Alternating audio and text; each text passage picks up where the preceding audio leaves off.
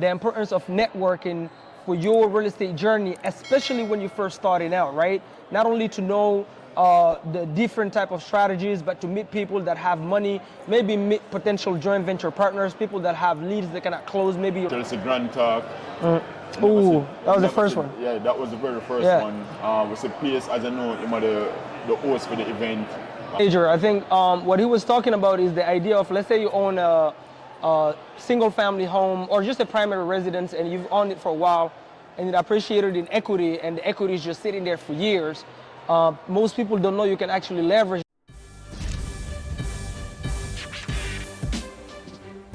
Boom Effect podcast. Today we're going to talk about networking. Why? Because we're at the Squad Up Summit. We brought out the whole, Boom Squad team, even the newbies to give them a first-time experience. So we're going to talk to you guys about the importance of networking for your real estate journey, especially when you're first starting out, right? Not only to know the different type of strategies, but to meet people that have money, maybe meet potential joint venture partners, people that have leads they cannot close, maybe you're a closer, whatever the case may be, whatever you're going through in your business that you need, that's what we're going to talk about today, specifically networking and tell you how to network the right way when you arrive in this kind of events. I'm going to let my co-hosts introduce themselves. Yeah, boom, my name is Stephen Blow from the Boom Squad. Dispo for the actual team. The event has been pretty good so far, for the most part. Hey, as a semi, a Boom Squad me represent Andrew. The event for me is a very productive one, Mamadou for the most part. Underneath the pretense that meet a lot of interesting people. Actually, it's a grand talk. Ooh, that was the first one. Yeah, that was the very first one. Was a place, as I know, him the host for the event. I actually get to see Jamil also. So a lot of information, but for me mostly, it's about the networking. Meet a lot of person who in different marketing doing pre-foreclosure. So it's always good for have those connect. But so far the event could have the last day, a very beautiful one, very productive event. What did you pick up from Grant? Man, Grant said so many things was stuck out to me. But last night I have a conversation with Alex.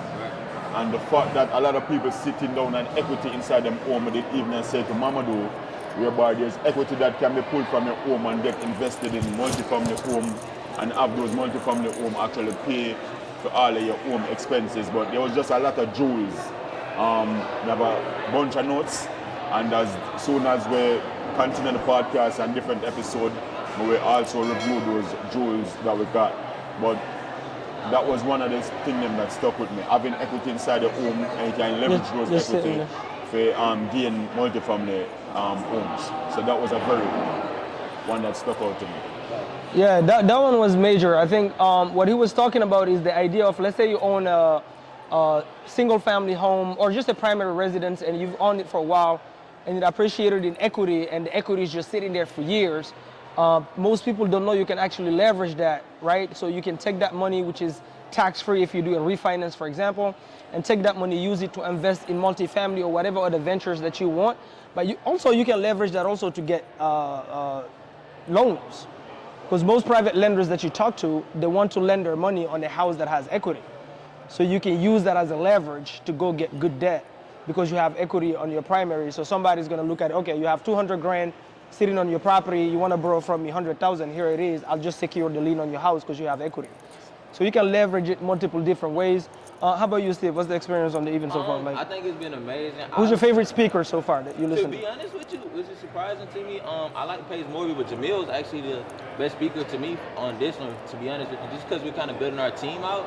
And then from him actually telling us like the structure of how to build the team out and just knowing how to display the capital, how to, pretty much split out the percentages on the capital, how to build a team from start to finish.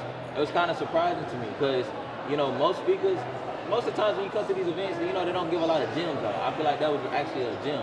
For him actually telling us how to build out the team step by step by step. And he even passed out some flyers today to kind of give us some ideas on how we can structure our team, So I think, for me... I think that was dope. He was breaking down how to pay your acquisitions, dispo, how to hire, how to find talent, how LinkedIn, a lot of people are sleeping on LinkedIn and all those kind of stuff. To me, I think my favorite was probably Cody Sanchez, right? Yeah, Cody Sanchez. Cody Sanchez. So she was talking about buying businesses for equity. So basically how you can go out here and buy businesses with none of your own money, which is what we're doing in real estate. And now I can sit here and translate those skills into that field. And so I'm grateful that I went through the journey of learning how to wholesale, meaning find good deals and then structure them and sell them.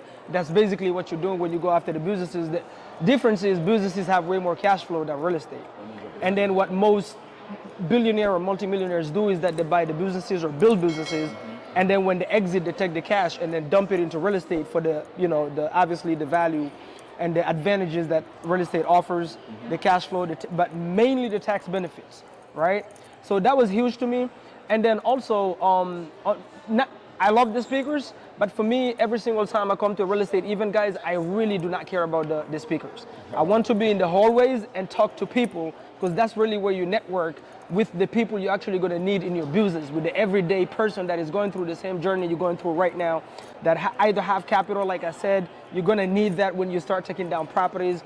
You're going to need that for sometimes gap funding, transactional funding to do double closing, right? You're going to meet people that actually they're generating leads, but they don't know how to close, so you can generate joint venture leads. So if you come into a networking event, number one, you need to have a sheet and write down your purpose for that event. Why am I going? One. Second, is that event going to solve any problem to my business right now, right? And then when you come, make sure you find the people that actually have those solutions to the problems you're dealing with, and make sure you don't spend more than 3 minutes with anyone who cannot provide you that solution, because some people will just stop you and talk to you forever and they have nothing going on and you're wasting your time. So what do you guys, what advice would you advise somebody that is their first time maybe going, right now we're here with our whole team, the youngest Daniel, Mr. Jaden over there, I think Zeppelin here, but for these two, this is their first real estate event, right? How would you advise, Daniel, for example, if you come here, how should you network? What advice would you give? Well, just like I said, not spending too much time talking about frivolous things that doesn't make sense. Hey, things that doesn't make sense. Don't spend too much time with people who are not doing any type of deals or don't even have any type of value to offer. Sometimes it can become 30 minutes of just hot air, basically just talking. So for me, I always tell them hey, try to target the people who actually do the deal, kind of vet them as early as 5 minutes inside of the conversation just to see what kind of value. Now yesterday interesting because a couple of the people that I met was people who doing pre-foreclosure in other states. Right. So those are the market that now I have boots on the ground, we can tap into, we can market, we can have people who go out and knock doors and actually get in front of homeowner, add me do a cold calling or a text blasting and have these conversations. So that was a very interesting one. Now, what funny is that the power of social media, there's a lot of people who are not even that big on social media, truth be told. But to know that people even recognize me from even doing the podcast with Mamadou is a very alarming one. So definitely people, you have to send me a little bit more on the social media platform, just because we know the traction it brings to us. And the Jamaican guy, talk about the Jamaican guy. Right. So we met a Jamaican guy who's doing a badass strategy. I don't even know if you want to talk about the strategy per se right now, until we kind of apply it and prove the concept. The reason being because I like to talk about stuff that I understand so I can explain it precisely and concisely. So the first thing but this is going to add a few $100,000 into our bank account. Easy. He's a badass working with the bank to get properties, but the way he's getting them is crazy at such a steep discount, you guys wouldn't believe. But what we're going to do is we're going to first go prove the concept in Atlanta. Once we prove the concept, then we're going to come back to you and then talk to you about the strategy. So that's all I got to say for the event, guys. The event was fantastic. You guys definitely want to network, but one last advice for me personally, if you're just starting out, avoid being a networking junkie. I know so many newbies that spend more time going from event to event to event to event and still haven't done a deal. It's been 3 years. And by the way, I've met some here. The reason being is because one, they go to this networking event with zero purpose. That's number one.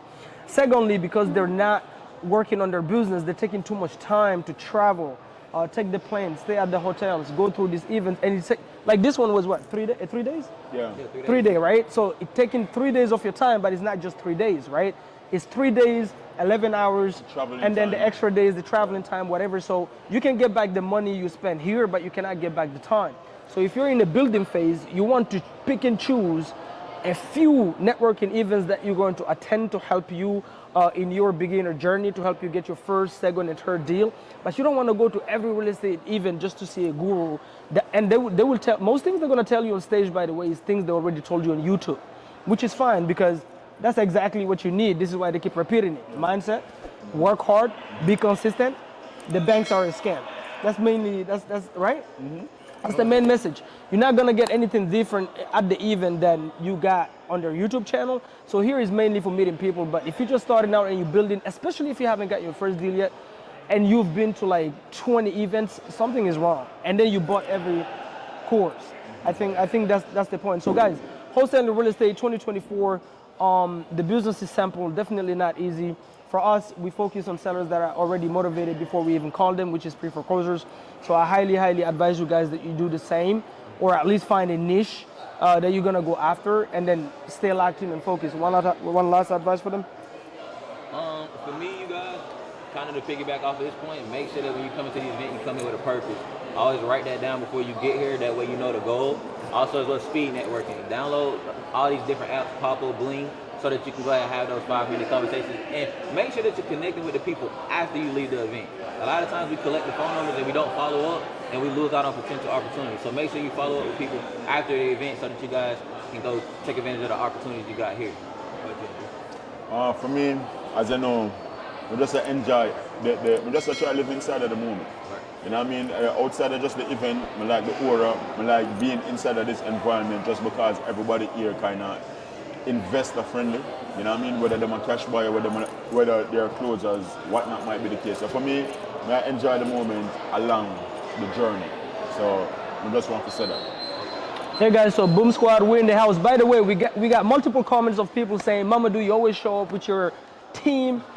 You guys are loud and flashy. I want to ask you guys, are you ashamed of your team? Why aren't you showing up with your team? Everybody shows up with their team. Grant Cardone, everywhere he shows up with his team. Pace Morby does the same. A rapper, 50 Cent, does the same, right? Any business person, Elon Musk, does the same. Where is your team? Or maybe you don't have one. So yes, we do show up with our team everywhere we go. Why? Because we're a family and we're building together and we're proud of what we're doing, and we wear our brand because we're proud of it. That's the reason why. The same reason Grant Cardone, everywhere he goes, he has the 10X on him. That's the reason why everywhere you see me, you're gonna see the Boom Squad. So if you wanted the answer to that question, here it is. Boom, boom, boom. Boom.